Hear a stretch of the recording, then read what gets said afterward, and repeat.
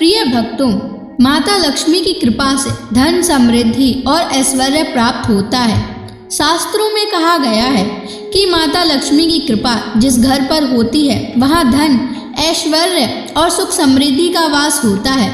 यदि आप भी चाहते हैं कि आपके जीवन में कभी धन की कमी ना हो तो आज हम आपको एक अद्भुत चमत्कारी मंत्र बताने जा रहे हैं। इसे सिर्फ 108 बार जाप करने से अचानक धन लाभ होता है, रुका हुआ पैसा वापस आता है, घर में सुख, शांति और बरकत बनी रहती है। माँ लक्ष्मी की कृपा से भाग्य चमक उठता है। अखंड धन संपत्ति पाने के लिए इस वीडियो को प्रेम पूर्वक लाइक कर दीजिए और चैनल को सब्सक्राइब कर दीजिए और कमेंट बॉक्स में जय माँ लक्ष्मी अवश्य लिख दीजिए। तो चलिए भक्तों, मंत्र का जाप करना प्रारंभ करते हैं। ओम ह्रीं श्रीं महालक्ष्म्यै नमः। दन्तं मे देहि द्रव्यः स्वाहा। ओम ह्रीं श्रीं महालक्ष्म्यै नमः। दन्तं मे देहि द्रव्यः स्वाहा। ओम ह्रीं श्रीं महालक्ष्म्यै नमः। दन्तं मे देहि द्रव्यः स्वाहा। ओम ह्रीं श्रीं महालक्ष्म्यै नमः। दन्तं मे देहि द्रव्यः स्वाहा। ओम ह्रीं श्रीं महालक्ष्म्यै नमः। दन्तं मे देहि द्रव्यः स्वाहा। ओम ह्रीं श्रीं महालक्ष्म्यै नमः। दन्तं मे देहि द्रव्यः स्वाहा। ओम ह्रीं श्रीं महालक्ष्म्यै नमः। दन्तं मे देहि द्रव्यः स्वाहा। ओम ह्रीं श्रीं महालक्ष्म्यै नमः। दन्तं मे देहि द्रव्यः स्वाहा। ओम ह्रीं श्रीं महालक्ष्म्यै नमः। दन्तं मे देहि द्रव्यः स्वाहा। ओम ह्रीं श्रीं महालक्ष्म्यै नमः। दन्तं मे देहि द्रव्यः स्वाहा। ओम ह्रीं श्रीं महालक्ष्म्यै नमः। दन्तं मे देहि द्रव्यः स्वाहा। ओम ह्रीं श्रीं महालक्ष्म्यै नमः। दन्तं मे देहि द्रव्यः स्वाहा। ओम ह्रीं श्रीं महालक्ष्म्यै नमः। दन्तं मे देहि द्रव्यः स्वाहा। ओम ह्रीं महालक्ष्म्यै नमः। दन्तं मे देहि द्रव्यः स्वाहा। ॐ ह्रीं श्रीं महालक्ष्म्यै नमः। दन्तं मे देहि द्रव्यः स्वाहा। ॐ ह्रीं श्रीं महालक्ष्म्यै नमः। दन्तं मे देहि द्रव्यः स्वाहा। ॐ ह्रीं श्रीं महालक्ष्म्यै नमः। दन्तं मे देहि द्रव्यः स्वाहा। ॐ ह्रीं श्रीं महालक्ष्म्यै नमः। दन्तं मे देहि द्रव्यः स्वाहा। ॐ ह्रीं श्रीं महालक्ष्म्यै नमः। दन्तं मे देहि द्रव्यः स्वाहा। ॐ ह्रीं श्रीं महालक्ष्म्यै नमः। दन्तं मे देहि द्रव्यः स्वाहा। ॐ ह्रीं श्रीं महालक्ष्म्यै नमः। दन्तं मे देहि द्रव्यः स्वाहा। ॐ ह्रीं श्रीं महालक्ष्म्यै नमः।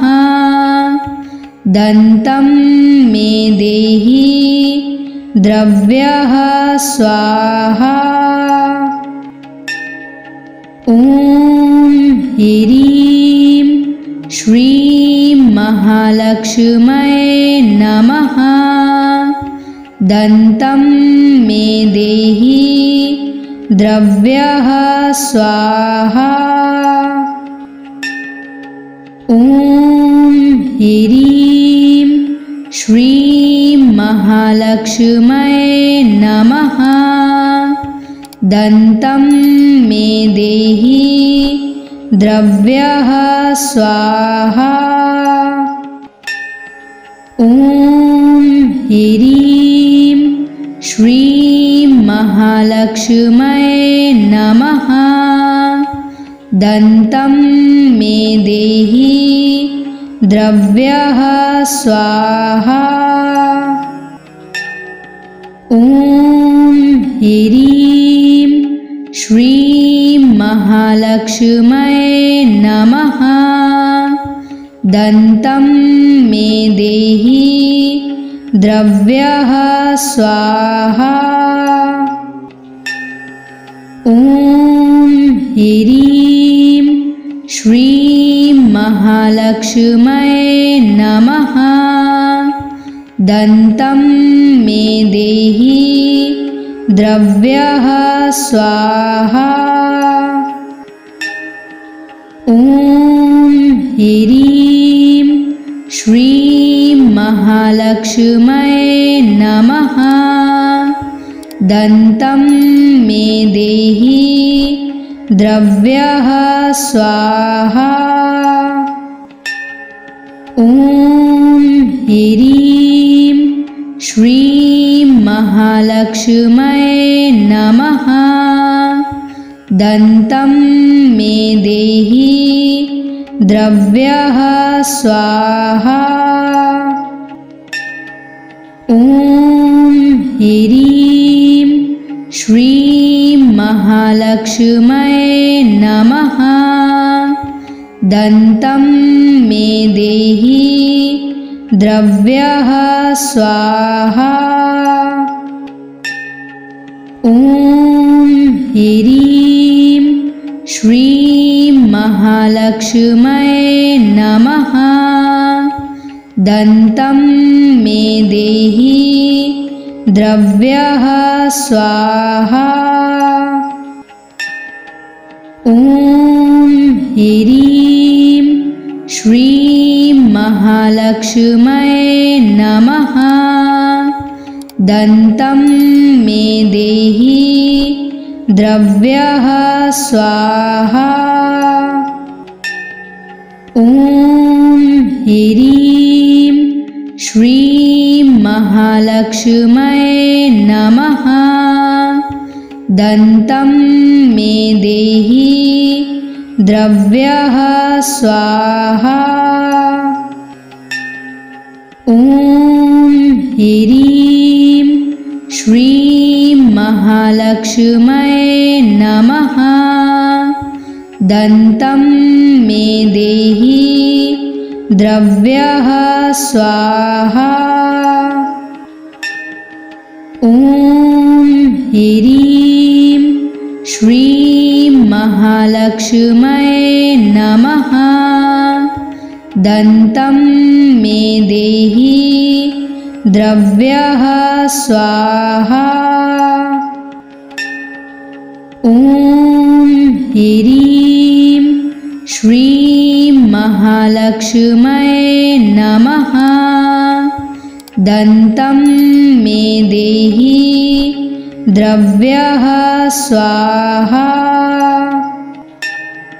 ॐ ह्रीं श्रीं महालक्ष्म्यै नमः। दन्तं मे देहि द्रव्यः स्वाहा।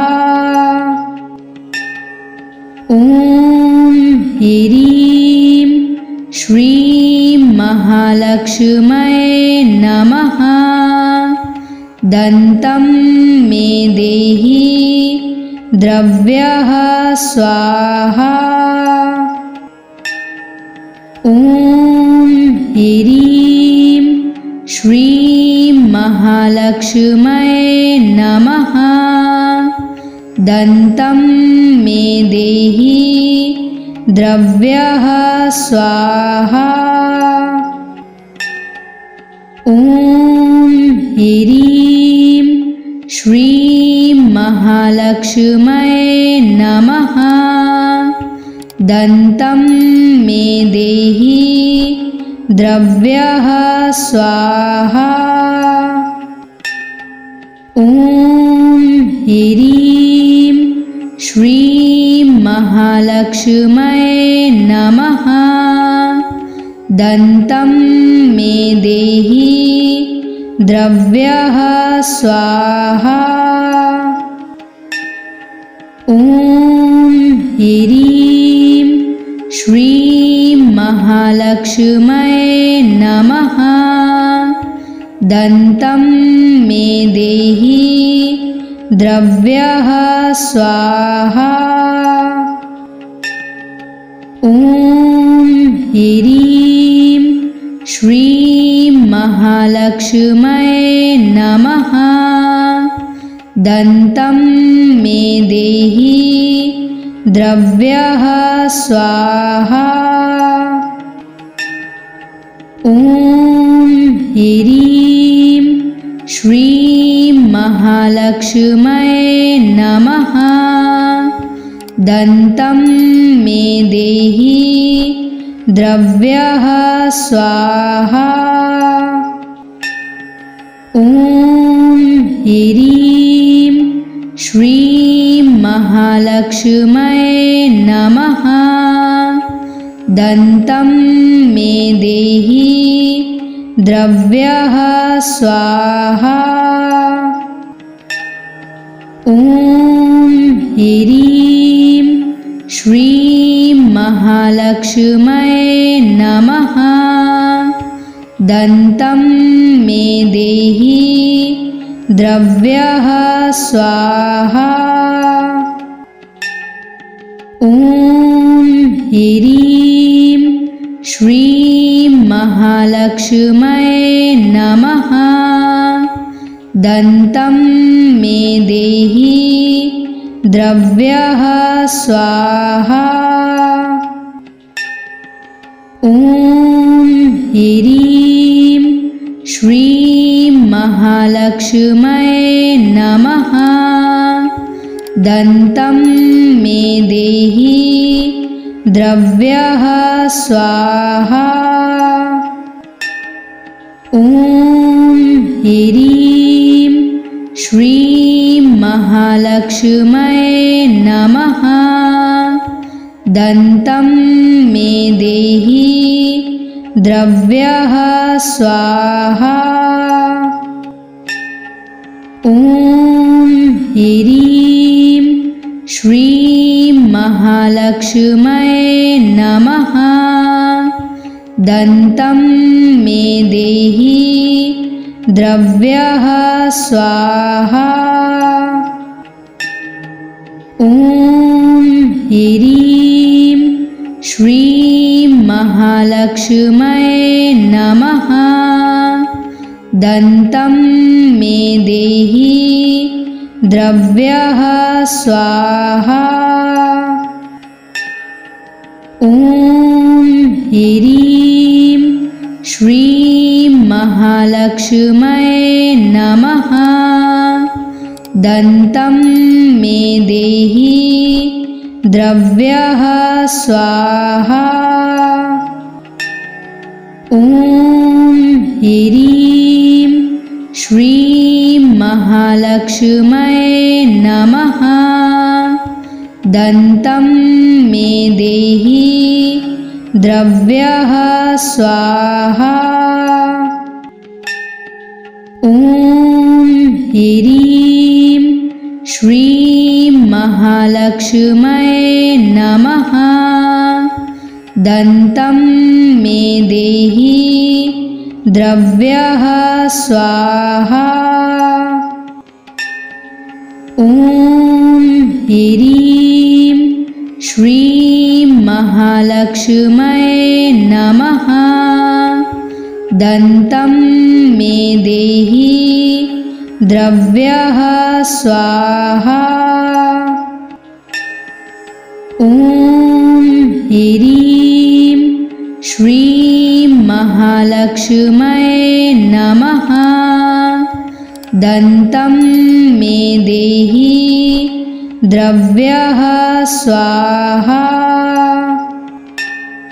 ॐ ह्रीं श्रीं महालक्ष्म्यै नमः। दन्तं मे देहि द्रव्यः स्वाहा। ॐ ह्रीं श्रीं महालक्ष्म्यै नमः।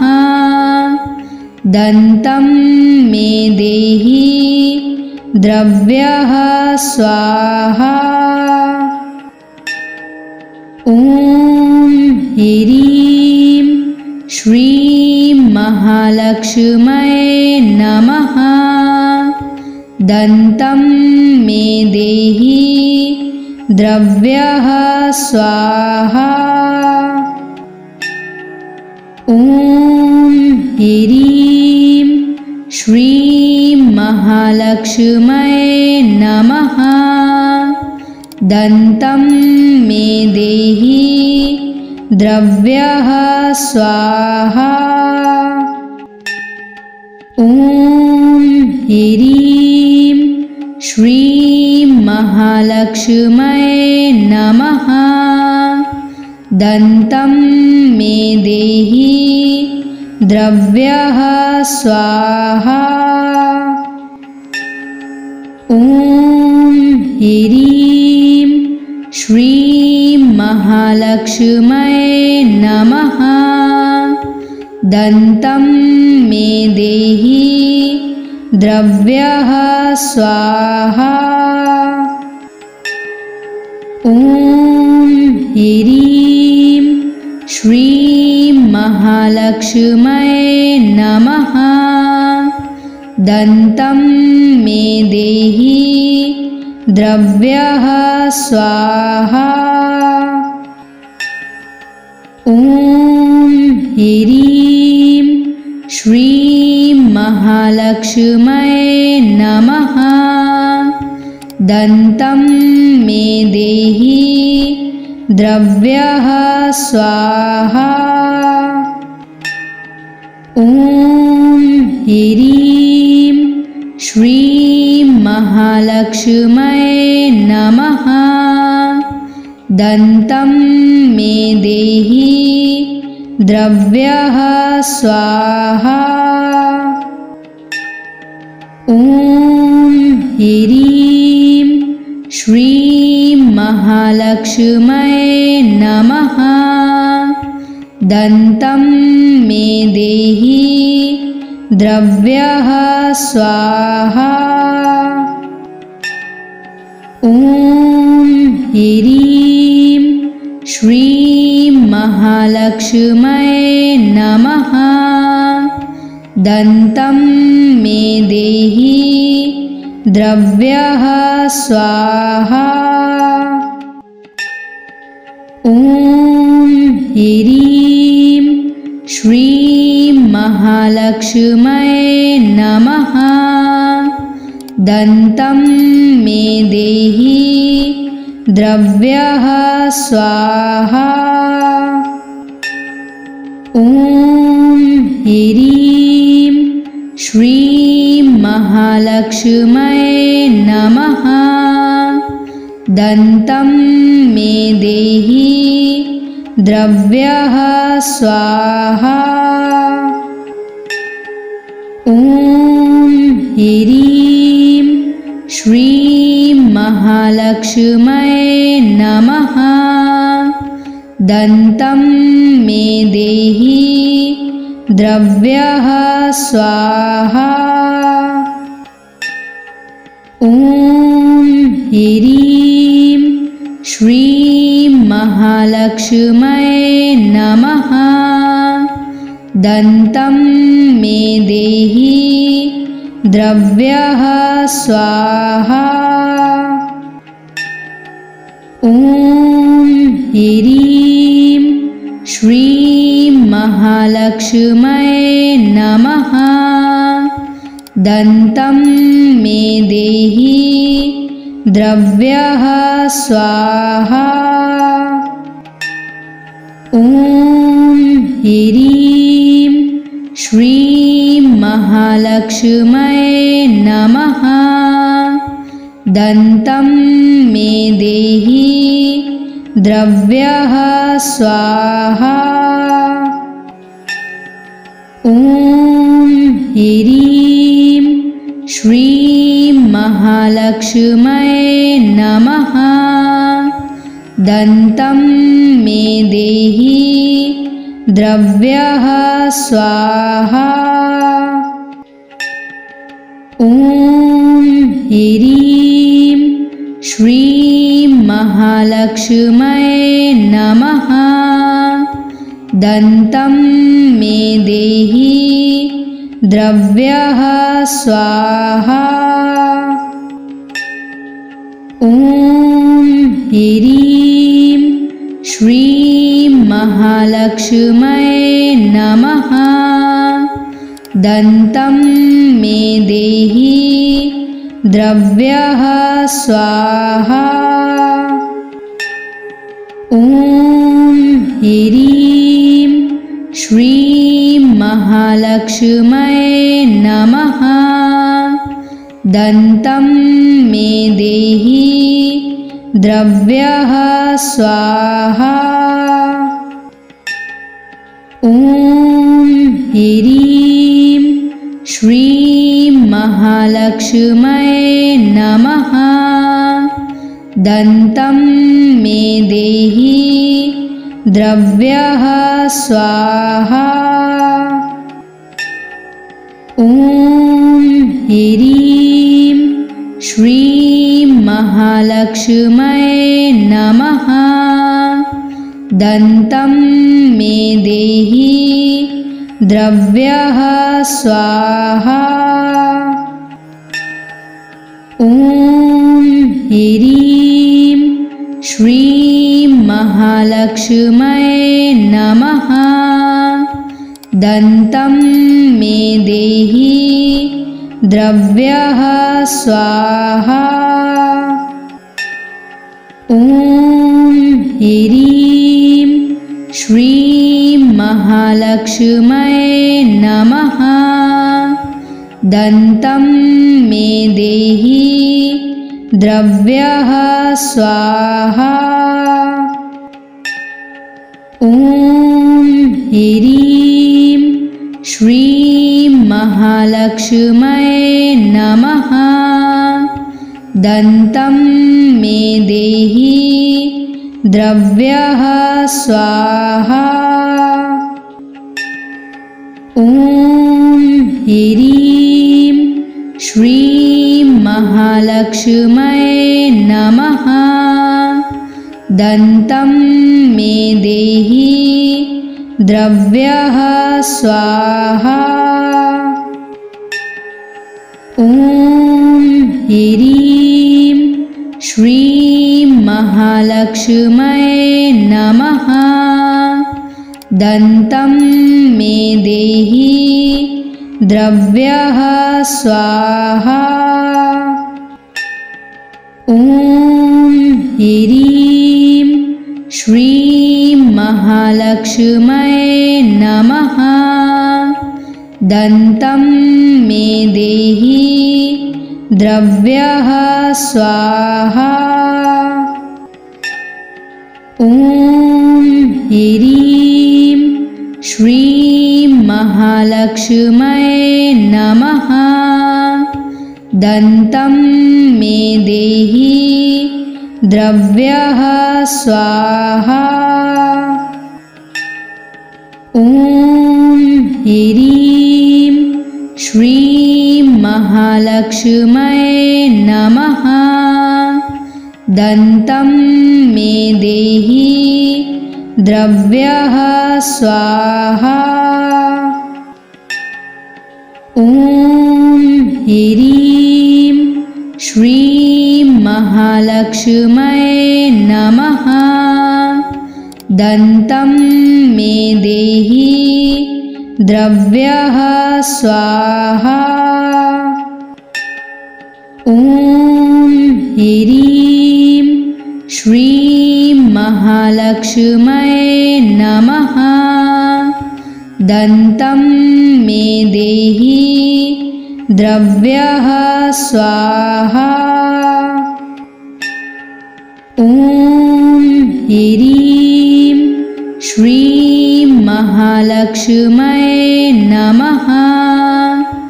दन्तं मे देहि द्रव्यः स्वाहा। ॐ ह्रीं श्रीं महालक्ष्म्यै नमः। दन्तं मे देहि द्रव्यः स्वाहा। ॐ ह्रीं श्रीं महालक्ष्म्यै नमः। दन्तं मे देहि द्रव्यः स्वाहा। ॐ ह्रीं श्रीं महालक्ष्म्यै नमः। दन्तं मे देहि द्रव्यः स्वाहा। ॐ ह्रीं श्रीं महालक्ष्म्यै नमः। दन्तं मे देहि द्रव्यः स्वाहा। ॐ ह्रीं श्रीं महालक्ष्म्यै नमः। दन्तं मे देहि द्रव्यः स्वाहा। ॐ ह्रीं श्रीं महालक्ष्म्यै महालक्ष्म्यै नमः। दन्तं मे देहि द्रव्यः स्वाहा। ॐ ह्रीं श्रीं महालक्ष्म्यै नमः। दन्तं मे देहि द्रव्यः स्वाहा। ॐ ह्रीं श्रीं महालक्ष्म्यै नमः। दन्तं मे देहि द्रव्यः स्वाहा। ॐ ह्रीं श्रीं महालक्ष्म्यै नमः। दन्तं मे देहि द्रव्यः स्वाहा। ॐ ह्रीं श्रीं महालक्ष्म्यै नमः। दन्तं मे देहि द्रव्यः स्वाहा। ॐ ह्रीं श्रीं महालक्ष्म्यै नमः। दन्तं मे देहि द्रव्यः स्वाहा। ॐ ह्रीं श्रीं महालक्ष्म्यै नमः। दन्तं मे देहि द्रव्यः स्वाहा। ॐ ह्रीं श्रीं महालक्ष्म्यै नमः। दन्तं मे देहि द्रव्यः स्वाहा। ॐ ह्रीं श्रीं महालक्ष्म्यै नमः। दन्तं मे देहि द्रव्यः स्वाहा। ॐ ह्रीं श्रीं महालक्ष्म्यै नमः। दन्तं मे देहि द्रव्यः स्वाहा। ॐ ह्रीं श्रीं महालक्ष्म्यै नमः। दन्तं मे देहि द्रव्यः स्वाहा। ॐ ह्रीं श्रीं महालक्ष्म्यै नमः। दन्तं मे देहि द्रव्यः स्वाहा। ॐ ह्रीं श्रीं महालक्ष्म्यै नमः। दन्तं मे देहि द्रव्यः स्वाहा। ॐ ह्रीं श्रीं महालक्ष्म्यै नमः। दन्तं मे देहि द्रव्यः स्वाहा। ॐ ह्रीं श्रीं महालक्ष्म्यै नमः।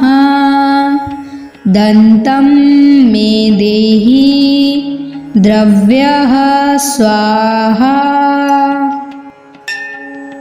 ॐ ह्रीं श्रीं महालक्ष्म्यै नमः। दन्तं मे देहि द्रव्यः स्वाहा।